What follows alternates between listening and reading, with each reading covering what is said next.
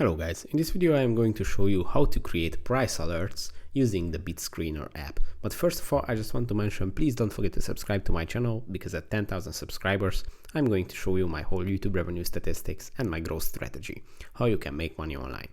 So let's jump into it. First, open the BitScreener app.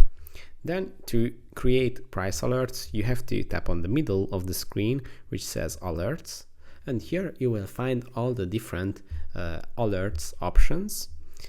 They are price recurring alerts, price limit alerts.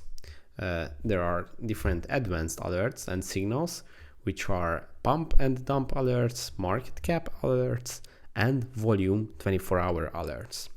And one thing that you should know, that you can only create these alerts if you have an account on BitScreener, so you have to sign up or log in before creating these alerts. If you try to create them without an account, you will receive this message.